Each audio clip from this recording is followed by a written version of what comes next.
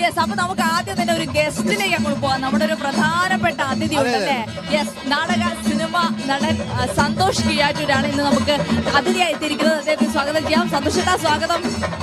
Thank you for coming here. നമസ്കാരം. എന്തൊക്കെയുണ്ട് സന്തോഷേട്ടാ വിശേഷം? വിശേഷം എന്താണ് പറയേണ്ടതുണ്ടോ അല്ലേ?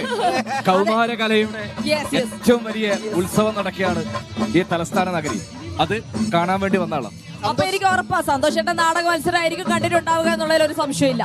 ഉറപ്പാ. ഞാൻ രാവിലെ ടാഗോർ തിയേറ്ററിൽ എത്തിയതാണ്. ഒരു 10-10:30 മണിയാവുമ്പോ ഈ സമയം വരെ ടാഗോർ തിയേറ്ററിൽ അവിടെ തന്നെയായിരുന്നു. മുഴുവൻ നാടകങ്ങളും കണ്ടു? ഇല്ല, അവിടെ എനിക്കൊന്ന് ഏകദേശം ഒരു 8-8ഓളം നാടകം കണ്ടു. 10 നാടകം കഴിഞ്ഞു. നല്ല നിലവാരം പുലർത്തി. നല്ല നിലവാരമുണ്ട്. ഞാൻ അതിനെ കീറി മുറിക്കാൻ ഞാൻ തയ്യാറല്ല. കാരണം കീറി മുറിക്കേണ്ട ഒരു കാര്യമല്ല. കീറി മുറിക്കേണ്ട സ്ഥലത്ത് കീറി മുറിക്കാം.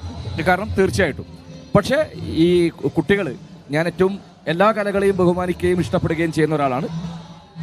നിങ്ങളവിടെ വന്ന് നോക്കിയാൽ അറിയാം, ഒരു സീറ്റ് പോലും ഒഴിവില്ല. തിങ്ങി നിറഞ്ഞ് രാവിലെ മുതൽ ഈ സമയം വരെ. കാരണം അത് മറ്റൊരു മത്സരവേദിയിലും കാസർഗോഡ് മുതൽ കേരളത്തിന്റെ എല്ലാ ജില്ലകളിൽ നിന്നും വന്ന നാടക പ്രവർത്തകരെ കാണാം. അപ്പൊ ഞാൻ കണ്ട അവിടുത്തെ ഭയങ്കര രസകരമായ കാഴ്ച പോലും, ഒരാൾ പോലും ഉച്ചക്ക് ഭക്ഷണം കഴിക്കാൻ പോലും സീറ്റിൽ എഴുന്നേൽക്കുന്നില്ല. അവരുടെ ബാഗിലൊക്കെ പഴം, ആപ്പിള്, ഓറഞ്ച്, കശുവണ്ടി പരിപ്പ്, മിക്സ്ചർ. ഞാനൊന്നും കഴിച്ചിട്ടില്ല. ഞാൻ ഇന്ന് ആകെ കഴിച്ച കുറച്ച് അടുത്തുള്ള സീറ്റിലുള്ള ആൾക്കാർ ഒരു പഴവും കുറച്ച് വെള്ളവും കുറച്ച് മിക്സ്ചർ. സന്തോഷമായിട്ട് കണ്ട നാടകങ്ങൾ ഇഷ്ടപ്പെട്ട ഏതാന്ന് ചോദിച്ചാൽ കണ്ട നാടകങ്ങൾ ഞാൻ ഇഷ്ടപ്പെട്ടത് ഏതാ ജില്ല എന്ന് എനിക്കറിയില്ല. ഫൈറ്റർ എന്ന് പറയുന്ന ഒരു നാടകം ഞാൻ കണ്ടു. കയം എന്നൊരു നാടകം കണ്ടു. നോട്ടം, പിന്നെ മറ്റൊരു നാടകത്തിന്റെ പേര് എനിക്ക് പെട്ടെന്ന് കിട്ടുന്നില്ല. ഒരു 4ഓളം നാടകങ്ങൾ മികച്ച നിലവാരം. കാരണം പുതിയ കാലത്ത് നാടകം എന്ന് പറയുന്നത് എപ്പോഴും പ്രതിരോധത്തിന്റെയും സമരത്തിന്റെയും ഒരു കലാരൂപമാണ്. നിങ്ങളെ ആരെയും തൃപ്തിപ്പെടുത്തുവാനോ അതിന്റെ സൗന്ദര്യത്തിൽ മയങ്ങി വീഴാനല്ല അവിടെ ആ കുട്ടികൾ നാടകം അവതരിപ്പിക്കുന്നത്. പുതിയ കാലത്ത് ഒരുപാട് രാഷ്ട്രീയം വിളിച്ചു പറയാം. രാഷ്ട്രീയം എന്ന് പറയുന്നത് രാഷ്ട്രത്തിൽ നടക്കുന്നതാണ്. കാലിക പ്രസക്തമായ ഒരുപാട് വിഷയങ്ങൾ. കാരണം എനിക്ക് അതിൽ നോട്ടം എന്ന് പറയുന്നൊരു നാടകം പെൺകുട്ടികൾ മാത്രം അവതരിപ്പിച്ചതാണ്. പുതിയ കാലത്ത് നമ്മൾ പറയേണ്ട അതിഗൗരവമായ ഒരു ചർച്ചക്കിടേണ്ട ഒരു വിഷയം ആ പെൺകുട്ടികൾ ഇത് രസകരമായിട്ടാണ് അവതരിപ്പിക്കുന്നത്. പിന്നെ മറ്റൊരു നാടകം പുതിയ കാലത്ത് നമ്മുടെ ആനകൾ വേട്ടയാടപ്പെട്ടുകൊണ്ടിരിക്കുകയാണ്. ഓരോ ദിവസവും വെടിയേറ്റ് മരിക്കപ്പെടുന്ന അല്ലെങ്കിൽ കൊല ചെയ്യപ്പെടുന്ന ആനകളുടെ എണ്ണം പെരുകിക്കൊണ്ടിരിക്കുകയാണ്. അവരുടെ ആവാസ വ്യൂഹത്തിൽ പോയി നമ്മൾ അവരുടെ കാട് നമ്മൾ അതിക്രമിച്ച് കീഴടക്കുകയാണ്. അപ്പൊ അതിനൊക്കെ കുട്ടികൾ അവരുടെ ഒരു വേദിയിൽ നിന്ന്, സംസ്ഥാന കലോത്സവം പോലുള്ള വേദിയിൽ നിന്നിട്ട് ഉറക്കെ പ്രകൃതിയുടെ രാഷ്ട്രീയം നിങ്ങൾ ചർച്ചയാക്കുന്നില്ല. അത് വേറെ കാര്യം. നിങ്ങളെപ്പോഴും സൗന്ദര്യ കലയുടെ